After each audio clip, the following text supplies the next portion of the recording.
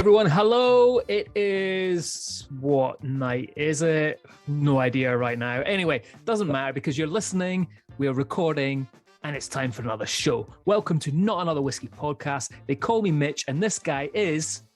Daz. Mate, it's episode 20. It's episode 20, mate. Can you believe it? Nah, I can't. You know, most podcasts, 99% of podcasts don't make it to the 21st episode. Do you know that? So here's the question. Go. How the fuck have we? I don't know. I'm with you here, and I was looking at this as well, Daz.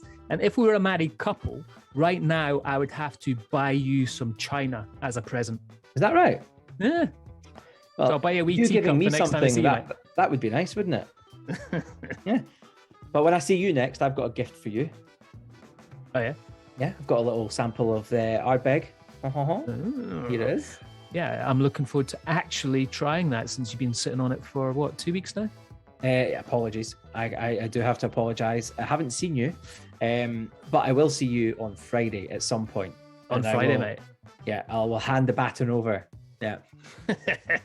So anyway, Ardbeg is appropriate because this week we are going to get inside the mind of a distillery manager. We've got Colin Gordon on, who is the distillery manager at Ardbeg. We're going to have a good chat with him. For all you Ardbeg fans out there listening, you want to listen to this one because it's a good one. He gets down and dirty with Ardbeg. He tells us what's going on there, what's happened in the past, what's happening in the future. Really kind of interesting insight into what's not just what's going on at Ardbeg, but what life is like in when you live on Islay as well, right, Daz? Yeah, well, that's the thing, isn't it? So he, like us, is not from there. All right. So he's a mainlander. He's up from sort of Perthshire area. So I think, you know, as an outsider, he's lived there for 6 years, 7 years now. His kids go to school there and all that kind of stuff. We thought it would be quite good to spin through a few interesting facts about Islay that will not make you any friends in a bar anywhere in the world, and in particular on Islay.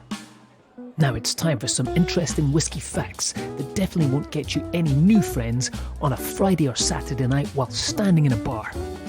Might work on a Monday or Tuesday though. Okay, my first fact about Islay, aka the Queen of the Hebrides. It's the most southerly island of the Inner Hebrides, of course, in Scotland, and it lies at the entrance at the Firth of Lorne to the west side of the Kintyre Peninsula, and is roughly 25 miles north of Northern Ireland. Now, Mitch, I was in Portrush not so long ago, and you can actually see it on a lovely evening. Mate. Yeah. So the trip that you didn't make, when it was really crystal clear and about 25 degrees centigrade, you could actually see it from, I think we're standing at Ardbeg on the piers. You were looking at Portrush probably, yeah. Yeah. Incredible. Bowmore is home to the oldest whiskey maturation warehouse. It was established in 1779, and Bowmore is also the oldest distillery on Islay. Right. Although Islay had illicit stills after the introduction of the excise tax on whiskey, the excise man only set foot on Islay for the first time in 1797, over 100 years after that excise act was put in place, which is quite incredible. And it's said that it's because the natives on Islay were regarded as wild and barbarous people. I'm sure they wear that with a badge of honor. Actually, that's quite a cool thing. Yeah. See, it's interesting there because you said Islay the second time, but then the first time you said Islay. Oh, did I? Yeah. And my East Coast I've had this accent, conversation with a few people because the pronunciation is done both ways, right? I would say Islay usually. I've heard you say it the other way before, though. I'm not saying I don't say it the other way, but I think my initial thinking would be Islay because we're on the East Coast, so we don't have that lilt. Yeah.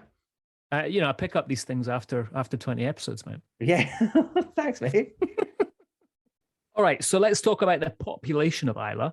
The last census that I could find was 2011, where Islay had 3,228 inhabitants, 1,000 of which live in Bowmore. And there is 1,479 households spread across 62,017 hectares. So this results in the density population of 0.06 people per hectare. I don't know. That's kind of some big stats, man. I don't know. Last time you were on Islay, did you stand like ticking a little clipboard? Just like every time somebody walked past you, oh, there's another one. There's one. Hmm. Clock him down. Yeah. But yeah, the population, they were saying the population has declined by 7% in the last 10 years. So that was from 2001 to 2011. It'd be interesting to see what it is now, because I know that sort of population is rising a little bit in islands and the Highlands of Scotland. So especially after COVID, right? Yeah. Well, it'd be interesting to see. Islay is also known as the place where the world's first commercial wave-powered electrical generation station was built in the year 2000. That's quite exciting, isn't it? At one time, there was 23 distilleries in operation on the island, and Daz is going to name them all. I'm not. Islay has a relatively mild climate. Of course, it's warmed by the waters of the Gulf Stream, and that means that it's pretty well sheltered from the Atlantic. So it's actually quite a easy on the eye place to look at, isn't it? It's very calm, very serene. I'm hoping for some of that mild climate in April, because I'm going to be doing a 3-day bike packing trip on Islay and Jura. So I'm hoping for decent weather during that time. Nice. So there you go, guys. There's some interesting facts about Islay that won't get you any new friends. All right, so we're going to hear from Colin Gordon in just a second, who is the distillery manager at Ardbeg, which was mentioned already. And all-round great chap. I mean, just such a nice guy, as most people are within the whiskey industry. Before we do, Daz, let's chat about distillery managers and kind of explain to everyone what that role entails if they've never met one before or read about one. So I'm going to let you start off with this, man. Okay, well, I mean, I've never been one. I've worked with many, and I've worked with different generations of distillery managers as well. And there is a new school and an old school. I think there's a clear difference between the two. And what I would say is about the old school is that there was probably more longevity in the role in the old school. You know, I think a lot of the distillery managers that maybe started off in their careers in the 70s and into even the early 80s, if they were recruiting distillery managers in the early 80s with closures and things, but you know, these guys tended to stay at a single distillery, or certainly at one or two distilleries in a certain area for long periods of time. Mickey Heads is a good example of that, who just retired from Ardbeg because he was over on Jura as well in the years prior. So, you know, these guys maybe did 10-year stints at some of these distilleries, which was much more common. I think today, because of the way that the businesses are set up, you know, a Diageo, let's use them as an example, 28 distilleries, and most of the guys do like a 2-year rotation. You know, they do 2 years here, they do 2 years at the next one, and it's about building up their expertise, their experience, and they take on bigger projects as they move through their career, but they are asked to move around a lot, and it's expected of the role. And the other thing I would say that's maybe changed, perhaps it hasn't changed, but maybe the expectations changed, is the distillery managers in the past that I met when I started working in whiskey were guys like Jim McEwen, you know, who you'd meet at a whiskey event or something like that. And they were the kind of guest speaker, the top speaker. John Campbell's another one I do remember seeing at a number of events, doing presentations and stuff. And that ambassadorial piece is something that the old distillery managers, not all of them did it, but some of them that had the charisma and the storytelling abilities and stuff chose to do it. And they were fantastic at it. And they also had all the credibility of being a distillery manager. And I think where that is today is quite interesting, because I've been involved in some recruitment of distillery managers and things like that. And actually, that's been one of the things that's been asked of them a lot now. And it's expected of them for certain brands. So, you know, if you're recruiting for a new distillery manager, can you do the job? You know, run the distillery, manage a team, health and safety, production, quality, all that kind of stuff. But also, can you get up on your feet and can you share the stories from the distillery? And that's now becoming expected from the distillery manager role. I don't think it was expected back in the day. I think it was just more led by the personality that was in charge of that distillery, you know? Yeah, I'd agree with that 100%. I mean, you know, going back to our Diageo days, I remember there's some of the distillery managers helping us out at whiskey shows. And some of the time, I think when I mean, I don't know about you, but I remember when that started off, it was kind of novel for them. They enjoyed doing it, but then towards the end, they were a bit like, oh, well, do I want to spend my weekends chatting to everyone at a whiskey festival? I'm not so sure.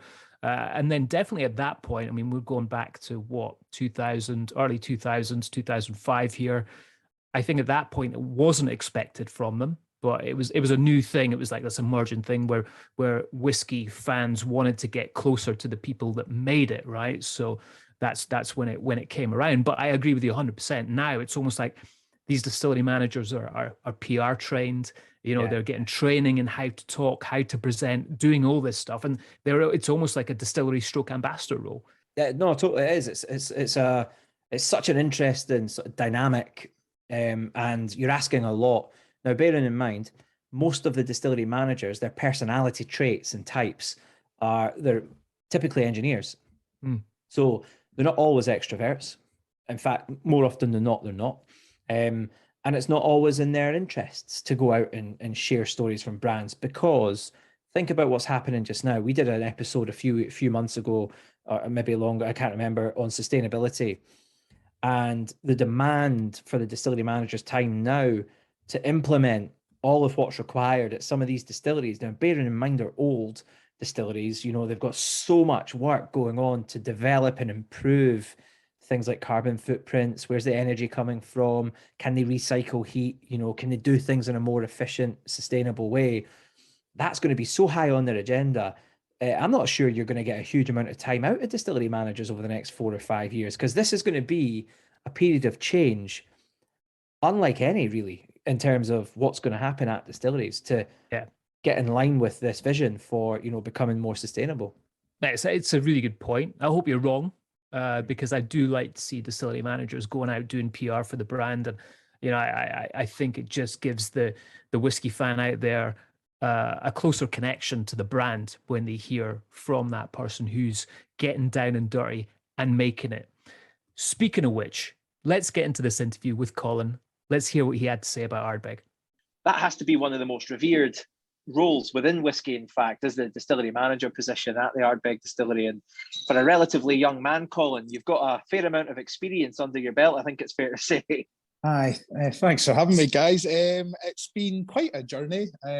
I came into the whiskey industry. Well, the very first job I actually did in the whiskey industry, I was a tour guide for a summer at Edredour in Pitlochry back in about 2005. Didn't really know what I wanted to do, and that was a great summer. Maybe you look back with a lot of nostalgia, sunshine, and lots of beer garden afternoons and stuff. But that happened once. Aye, I know. The summer of 05, it was a cracker. You sound like Brian Adams, mate. It's time he launched that. But after the various bits and pieces, I ended up going to Heriot-Watt. I did a master's in brewing and distilling in 2011, 2012. And then pretty much straight after I'd finished that, in the autumn of 2012, I went to work for Diageo as a trainee manager. So they ran a scheme where you would do like 3 years worth of training and learning the ropes and the ins and outs of running a distillery and the maltings, because they have 4 maltings. I sort of didn't really know where I was going to start, and I was excited to hear what distillery they'd be sending me to, but I actually got planted at Birkhead Maltings for a 9-month stint, which was eye-opening but brilliant. Learned loads and lots of challenges, working with the sort of management team of the Maltings. It's a huge place, Birkhead Maltings. Then came to Islay, to Killila for 9 months. Again, delighted to be on Islay. It was a really exciting time working under Brendan McCarran, who was senior manager at the time. Sorry about that. And we now have to bow to him. We now have to bow to him every time we see him. Now he's a master distiller. I know, a rapid rise from taking a young trainee under his wing. But it was brilliant. I spent a lot of time at Killila, and at the time Killila was like flat out in 7-day production and really getting into the guts of the distillery and making some tweaks and working with a team to try to improve still run times and all that exciting stuff.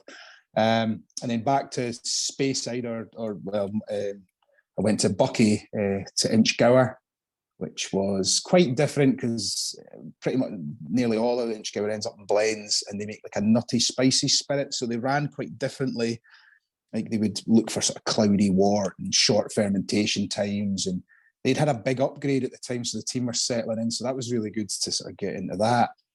And then after that, I got put to Rose Isle Distillery, which was hugely exciting. Gordon Winton, who'd been the managers there since the day it opened in, I think, 2008 or 2009, was moving roles, and I got to spend a bit of time with Gordon. And then I was running this site, 14 stills. It was like 110,000 litres of wash, split between 7 wash stills. It was just mad. But fantastic to learn, and again, a really good team, and loved my time at Rose Isle. But then that was it. It was time to be signed off and settle into a role. So they moved me and Rosie, my wife, to Islay, and I've been here ever since. So we did 3 years at Port Ellen Maltons, making malt and heavily peated malt for lots of customers, which was challenging but really good. Again, learned loads at Port Ellen, and then I always wanted to get back to the distilleries, so up to Lagavulin for a couple of years, and then we're here. Came to the end of the road, and there's no turning back. This was the role that I always said I would take if it ever came up, or go for if I was ever lucky enough to get it. And hugely honoured and delighted to be here at Ardbeg, and going nowhere if I wouldn't be moving my wife and children again. Don't worry, we would. What an amazing role, mate. And, you know, and I'm going to ask you a quick personal question here, Colin. How old are you? You don't mind me asking? I'm 37. 37, wow. I mean, what big shoes to be filling, right? With Mickey Heads leaving, you're jumping into that role?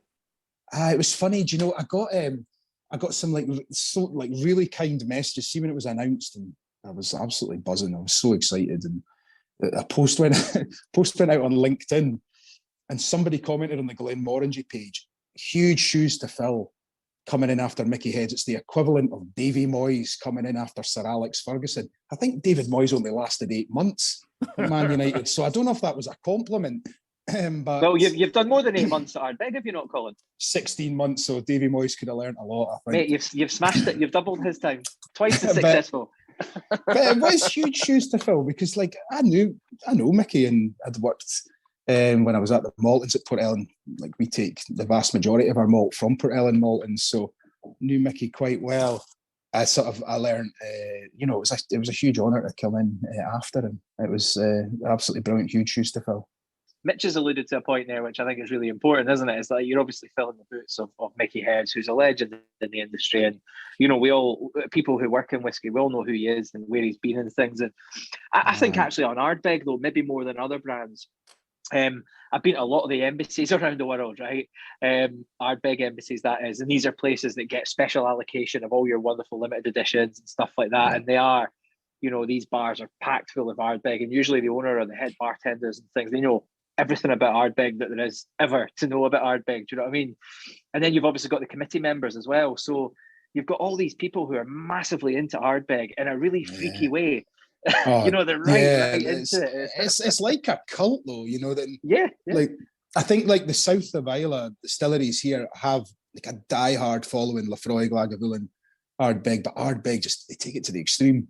And and I saw that reaction, you know, because I would always come up to Ardbeg Day during the Whiskey Festival. The last day is always Ardbeg Day, and it's one a lot of locals come to as well. And it's a brilliant vibe.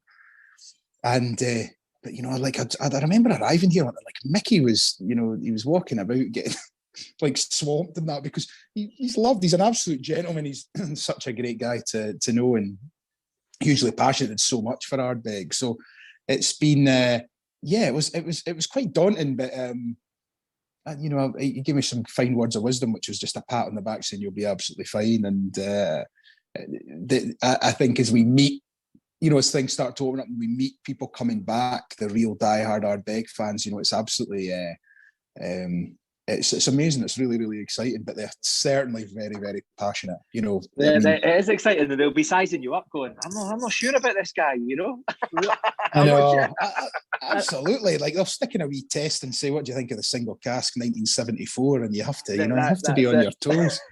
Man, I was going to say it's probably amplified by living on Islay as well, because I know the locals there aren't shy about telling you what you're doing with the whiskey as well, right? You'd be in the co-op buying your groceries. Absolutely. Yeah, like, what are you doing with that expression? That. Yeah, I used to say that, like the maltings and that, you would find out how your malt was performing at other distilleries when you were queuing in the co-op with your loaf of bread, because because it's such a small community, all other staff from different distilleries were in at the same time. But yeah, I mean, I think it's a funny thing when you end up, coming to manage a site, or and I'm really genuinely honoured. I think I'm the 21st distillery manager in Ardbeg's history, but you're sort of taking on the baton, and you're holding on to something that's great heritage. I mean, we've been here for over 200 years. The distillery's gone through a number of phases. We've just had a big expansion, so we've just built a new still house. You want to make sure everything's bang on in terms of the spirit quality that we're laying down in casks. So yeah, I mean, the pressure's there, and you want to do as good a job you can, but no, I'm absolutely delighted and honoured. It's the place. I think there's something really, really special about any distillery. I think it's, but I think there's something particularly special about Ardbeg. It's just got a great vibe about it, and anyone that comes here will know that. It's a really cool place to be. So I'm delighted. What about the change then? So you've been to somewhere like Lagavulin, you've been to Caerleela, and now you've gone to Ardbeg. Now, having been to all those distilleries a number of times, each one is different. Ardbeg is particularly good looking as a distillery. It's really well looked after. It's well landscaped, and the team have done a brilliant job on the sort of front of house facilities and stuff like that. What, from your point of view, what have been the major changes, like going from where you've been to landing at Ardbeg? What's the stuff that's kind of surprised you, maybe from a production perspective? Like the sheer level of investment. I've been lucky enough since I started in the whiskey industry to be able to work on lots of projects. And when I went to Caerleela, just as a trainee, it was all seawater cooling. In the height of the summer, their loch runs quite low, and you obviously need to keep a water for source for mashing. So they would take cooling water and just sort of cool it from the sea. So you run the cooling water, if you like, on a loop. And that was a big project. And at the time, I felt it was a huge, bit of investment. But over the years, just continued to be able to get involved in lots of exciting projects. But then when you come to Ardbeg, I remember the day I walked around, literally, there's the still house. It's been built. There's 4 stills in it, but nothing's commissioned, nothing's running. It's middle of COVID. And that's when Mickey just patted me on the back and says, you need to get this place running. That was my handover. But I think when you come in and just see, I've worked at distilleries that are beautiful and looked after, but there's something about Ardbeg, we take great pride in the place. And I think the level of investment and laying down for the future with projects that we do, we certainly don't scrimp. And I think that's been really great to see, that we're really going for it and make sure we get the volumes that we need at the right character and quality. But I remember one of the big differences when I first came here is like the levels of automation, because the whiskey industry more and more is very automated, and moving to say like single man sites where you'll have literally one person running a distillery, which is pretty commonplace now, especially on a lot of night shifts. Here it's always 2, and the mashing is very, very manual. It's still all manual valves, and we've got like an old control panel that was fitted in '97 that the guys used. But that was really exciting because I went and shadowed, and I wanted to get straight away involved and understand, just soak it all in, because it was always going to be different moving sites. But to watch the guys mashing, where you're literally walking about, getting a bit of a sweat on up and down the stairs and changing things, where I've been at sites, especially, at Rose Isle, which is, nothing against these sites. That's the way they're set up, but it's very automated. So you literally, when you're mashing, you click a mouse and it goes. So I think learning that, you felt like you were really getting into proper distilling, which was really, really exciting when we're coming in. So Colin, what you're saying now is your Fitbit steps are a lot better than they were before. I think I'm at 23,000 because I was drumming again on the table there. They're way up. Nah, absolutely. I wouldn't say I'm in prime condition. I had the nurse here last week, and it wasn't a great result, but yeah, it's been a lot up and downstairs. It's such a great mix though of old and modern, I think, Ardbeg, because there's new projects, but like even the washbacks 1 to 6, the original 6 washbacks here, it's all, literally hand, you're hooking up hoses, moving between the washbacks and manual valves to open the steam and everything, and you sense the history in the place. You know, in '97 when Glenmorangie bought Ardbeg and got the place going again, it was still the same systems that we're using for a lot of these things. So we can literally feel the history. It's like the buildings, you know, living and breathing. It's really exciting. It's crazy. Does it still feel like the distillery's coming back to life a wee bit? Because obviously it was closed, wasn't it, for a good time? Does it still feel a bit like that? Like I always wondered that from a production point of view. Do you still have that legacy of being closed and still finding stuff that you need to sort from those days? I think you're pretty much there. I mean, Mickey and his kid, and you know, Stuart before him, when he came as manager in '97, they did a huge amount of work. I mean, when you look at photos of how Ardbeg was, it's incredible. It's like a phoenix that came out of the ashes. But there's still old systems and things that were left that, you know, have been stripped out and upgraded, you know, wiring or systems and things like that. But the vast majority is done. But you can still feel, because a lot of the guys that are on shift, well, I suppose there's less and less of them now, but there's, you know, a couple that are still on shift that were here back in the late 80s when the place was shut. And, you know, we were owned by Allied and we'd be run shut through most of the 80s, but late 80s, 88, 89, into the early 90s, we were literally running a couple of months a year. So the changes they've seen is just unbelievable. And I mean, we've got 12 washbacks on site now. We've got 4 stills. I mean, the mash tun is going, you know, it's running and it's alive. And I think it's just really positive. Everyone, I think, is just really excited for the future and to see the site doing what it has done in the past. I mean, Ardbeg had such an up and down history and ran big volumes in the past. So, really exciting just getting that stock laid down. So we've talked about Mickey Heads already, taking over them from him. You've got another legend that you have to converse with, which is Dr. Bill. How's that? How's been the first kind of interactions with him since you've started? Aye, brilliant. Like, I actually didn't know Bill. I know his son, Daniel, came in as a trainee manager when I was at Diageo. He's now up at Talisker. Daniel's up in Skye.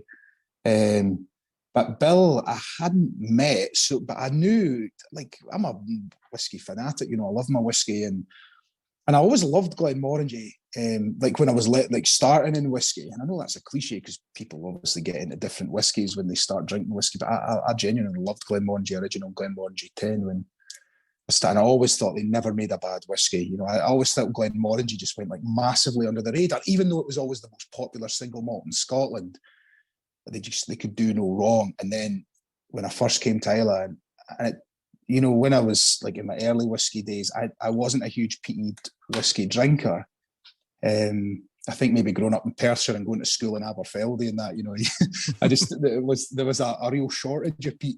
But I think when I first came here and really started understanding and getting into Islay whiskey, the first time I tried Ardbeg, like Ardbeg 10, and I remember the first time tasting Ugadal and just the richness, and I thought, this is just an absolutely unbelievable whiskey. So I knew who Bill was and what he did. So I was really excited actually when I first met him, and we had a great chat. And I think like hugely impressive, like, and a great team around him, like Gillian as well, who's Gillian MacDonald, who does so much great work. But one thing that I was just so impressed with was like the level of innovation.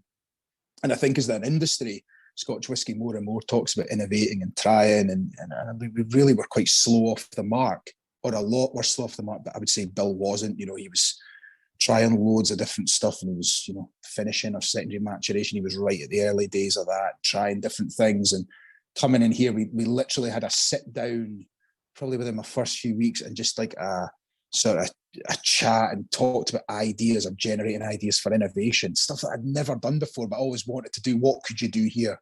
What would be wacky to do here? Because it's Ardbeg, we can try things, and it's been ace. So there's some really cool stuff that we will be doing. See some of the stuff that we've laid down in cask that no one really knows about that will eventually be special releases or things. I just think that's amazing. So I'm blown away. Anything you want to share with us? Give us a sneak peek. You know, I mean, Mark did it from Jura, so you know, it's a good place to share any secrets on the show, mate. No, we've done some really cool stuff. You know, whether it's from peating levels or playing about with still runs and the ways we run the stills, there's some really funky stuff out there. I don't think we've announced yet what our festival release is this year, but Yeah. We're playing about in different malts and that. So there's just I think Ardbeg is always there's always such great balance between, even though we have done unpeated, of course, Blasda in the past, but there's always such a great balance between when you're mashing really, really heavy phenol malt, around 55 ppm. So, like standard, it's heavy amount of phenols, but by the time, we've milled, mashed it, fermented, right now we're fermenting about 66 to 70 hours. And then through the stills and the purifier and the spirit still, especially, lots and lots of reflux, copper contact, and you get like this unbelievable balance between these sooty, heavy notes and these very, very light, fruity, citrusy notes. You just get such wonderful balance. And I think what's really interesting, even in some of the special releases fermentation that we just launched, which was a really, really long 3-week fermentation, which is bonkers, really. You get some really interesting different notes, but there's always this citrusy, fruity note that's encouraged by the stills as well. So I think we've got such a great whiskey we can play about with. Yeah, we're going to come on to fermentation in a minute, but has Bill or any of the guys at the distillery that were there in the 80s, have you tried anything really blockbuster from the past that you always heard about, or that they've maybe dug out and gone, look, to fall in love with this distillery, you need to try this. This is what you need to understand about Ardbeg. Is there anything like that that's come up that might have been released in the past? There might have been a bottled product or something. Aye, like something to taste, you mean? Yeah. Is there something that the guys made you try, Bill or Vicky or anything like that you thought, wow, that's unreal? Do you know what was amazing? Because I tried a lot of Ardbeg and a lot of the committee and festival releases. But my first week here, Jackie Thompson, who's again an absolute legend in the industry, has been here at the Visitor Centre since '97, is the chair of the Ardbeg committee as well, which is brilliant. Jackie, I said there's quite a few I've not tried, and downstairs we've got the chairman's study and a wall of Ardbegs and people's faces when they walk in that room, and it is like a pilgrimage. There was a guy down there today from Brazil. He's like a huge fan. They've been saving up to come here, and he sees this room. I think he would just want the door closed behind them. But she just said, right, I'll get you samples made up. So literally, I left with like 3 carrier bags full of samples, old festival bottles, and stuff that, old single casks. But I remember trying, there were a couple of beauties. Like I had never tried alligator, and everyone's like, there was a lot of the alligator advertising. Like for people listening to this, like go on YouTube and type in Ardbeg alligator. That is truly the best advert ever written about the alligators and the peat bogs, And I loved that whole style with Ardbeg. But I tried alligator, and I was just like, this is absolutely brilliant. And Dark Cove, that was a festival bottle everyone raves about. But I was lucky enough. I tried some Ardbeg 17. Everyone raved about Ardbeg 17, and it's now such a collector's item. They used to have it in staff sales here for about 40 quid a bottle back in the early 2000s. And honestly, what a whiskey, absolutely brilliant. And I was just like, I get it, But I've been lucky enough at some festival days. There's always someone walking about with a hip flask of something exciting. Hope COVID doesn't stop that, because it was always been part of the great day, that you get to share and try amazing versions of your own distillery's whiskey on the day. Yeah, well, I'm going to go back to the fermentation because you've already mentioned it, and it's probably one of the first times a whiskey I've tried that Mitch hasn't got a sample of yet, which makes me smile. That makes me very, very happy, and I know it doesn't take much to make Mitch angry, Colin. So this is one of the moments I'm going to really enjoy. Again with the anger thing. Yeah. Again, I keep bringing it up. But I tasted it, and you talked about funky and strange. A 3-week fermentation. I found it quite odd. I really quite liked it. It had this really weird, like creamy banana thing happening. Creamy. It is creamy. Yeah.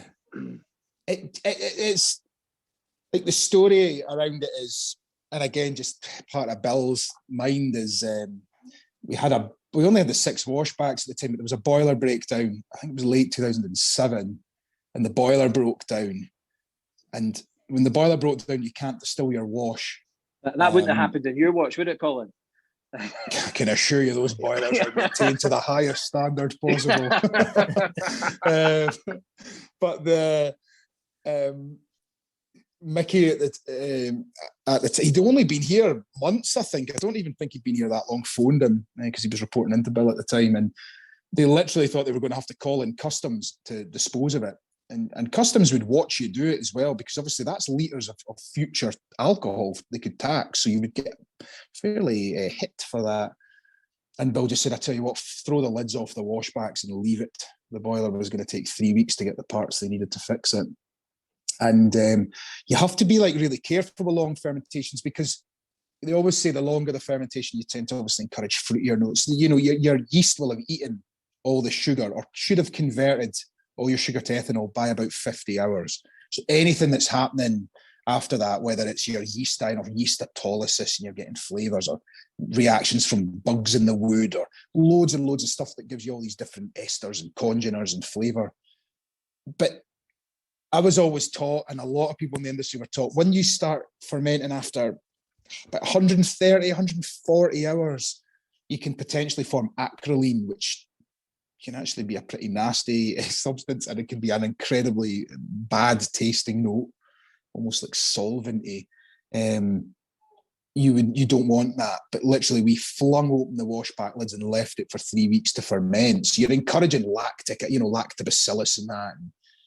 I don't know if you guys have ever been to, the lambic breweries of Belgium, where they have big open fermenters and they want to encourage wild yeasts and all that stuff. And literally then we've distilled it when the boiler was fixed, put it away for 13 years in a mix, American oak in these bourbon refills. And yeah, we get this like there is a bit of funk, a bit of fizz to it. But there's almost like a sort of farmyardy, like hay thing, which would kind of show some of that lactobacillus notes. Maybe I make it sound like it's a negative thing, but it's not at all. It comes together. But what I think is really interesting with it, I always think we get quite a pronounced lime note. There's always like especially the 10-year-old, there's a really citrusy thing going on, this sort of balance and suiting fruit. And I always think it's like lime, sherbet lime or something like that. But there's a really pronounced lemon note. Like I get that sort of creamy banana thing with fermentation, but I get like quite a distinct like lemon meringue, like a really distinct lemony note, which again would show that fermentation over that 3 weeks went down a slightly different route. Totally, because it's like a souring, but a pleasant souring. That's where I get to go with the creaminess. It's not like fresh whipped cream and light. It's a rich, almost like a very, very rich lemon curd. Do you know what I mean? Yeah. It's got that kind of that oomph, that thickness. Yeah. See, Colin, I'd love to join into this conversation, but Daz has had my sample for 2 weeks now. So I was just about to say, where's this sample, Mitch? This is not good. I must say, it was your colleague, Colin, Mr. Joe Gunner, who I met a couple of weeks ago in Edinburgh. He dropped off the sample for me, which was very kind of him. And I failed to get it to Mitch, but I'm going to see Mitch on Friday, and I'll give him a sample if I don't drink it before I see him. Yeah. A caveat, a very strong caveat there. I'm delighted you got a sample, because that is obviously one of the big downsides we have, is we have a diehard, passionate fan base all over the world.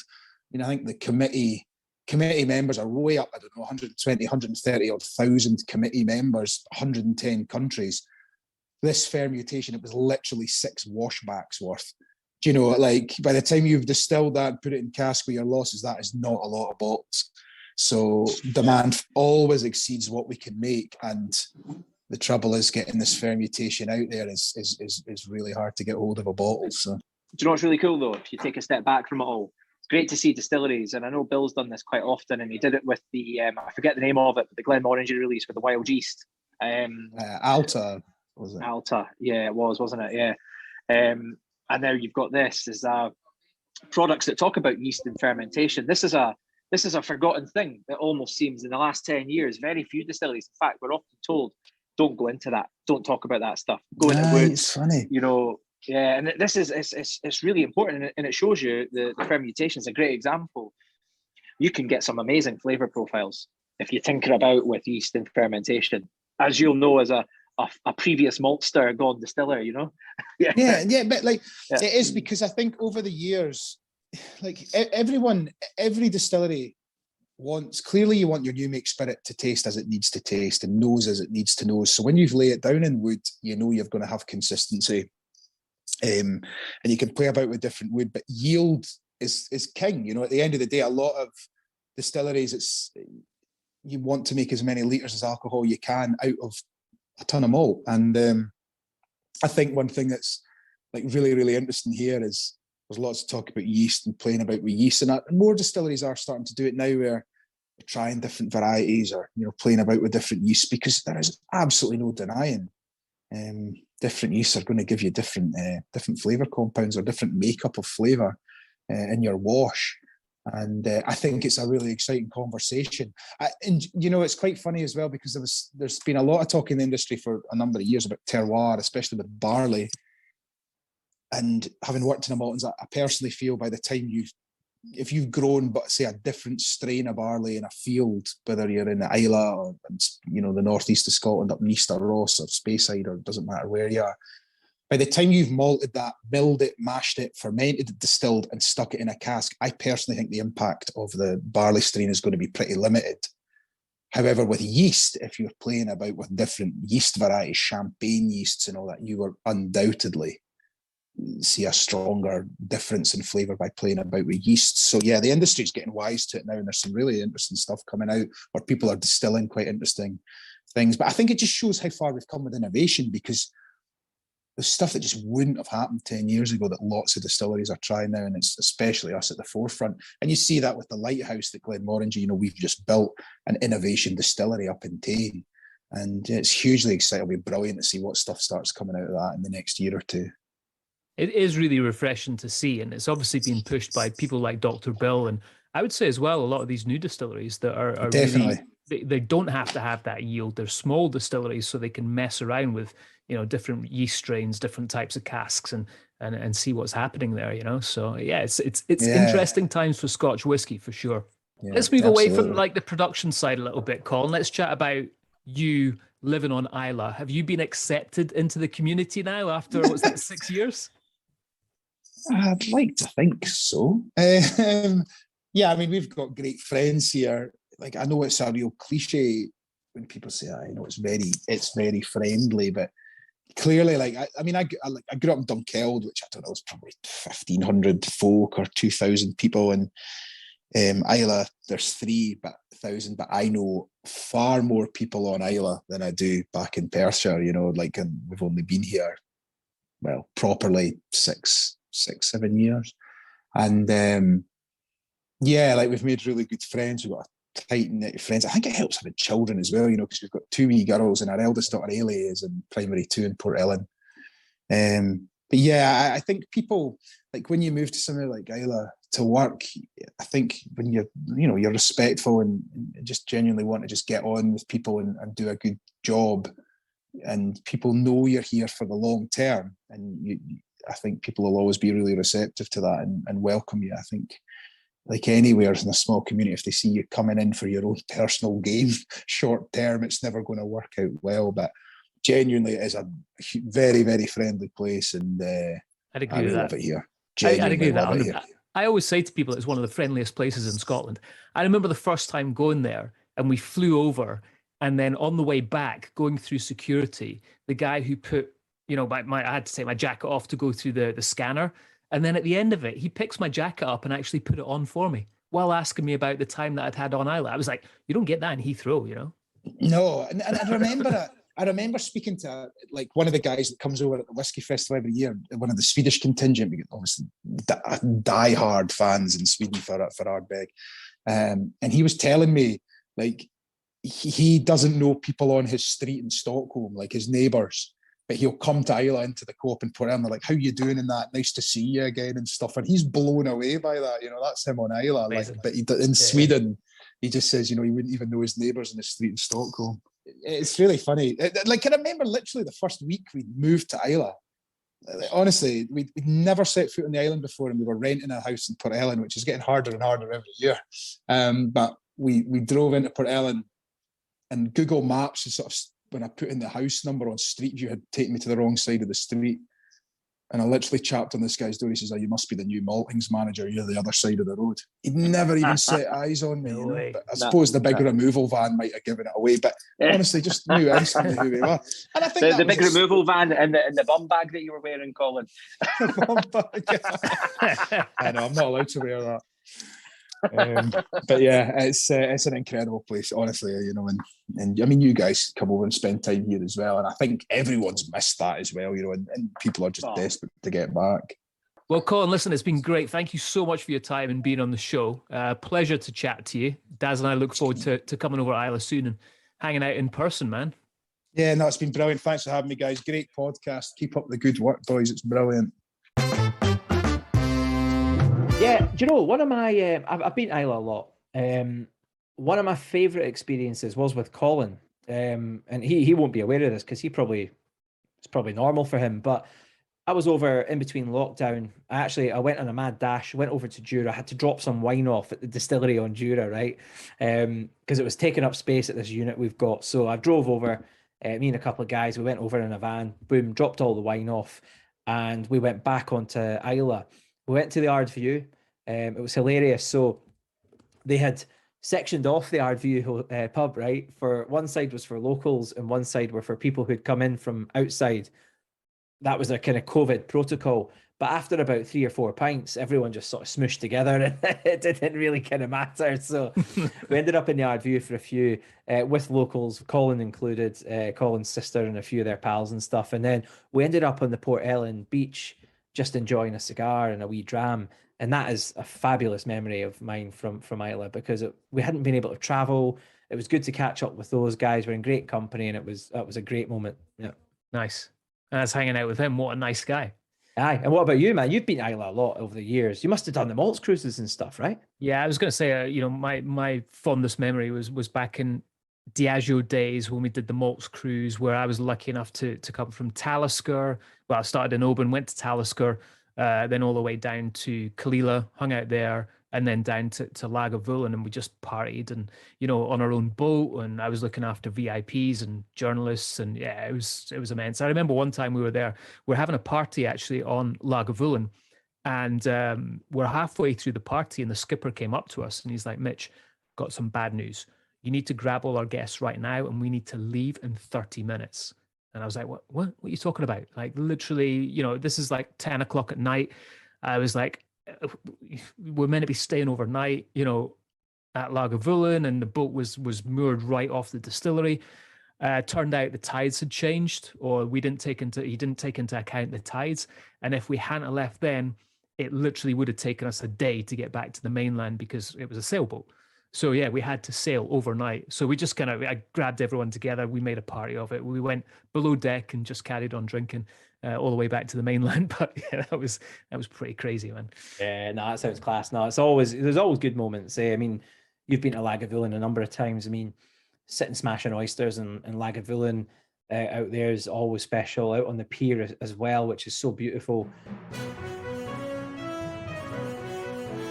Daz and Mitch's Whiskey News of the Week. Glenturret has been awarded a Michelin star this week, which is quite incredible. Amazing news.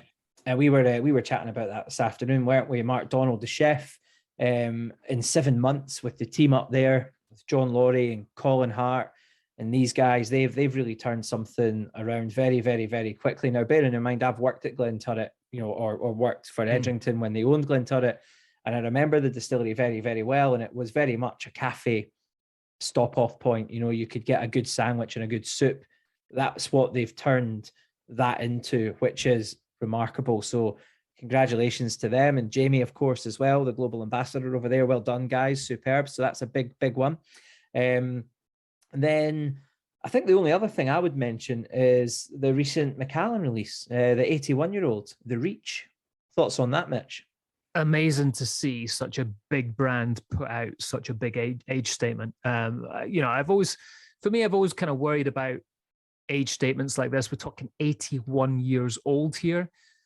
What does that do to the 10-year-old, to the 12-year-old? I mean, that's still a lot of time, and I always say to people, like, you have to remember that a 12-year-old is still an old whiskey when it comes down to it. I think as we get into this older, like super aged category, it starts to diminish almost these 10, 12-year-olds out there. But amazing to see it.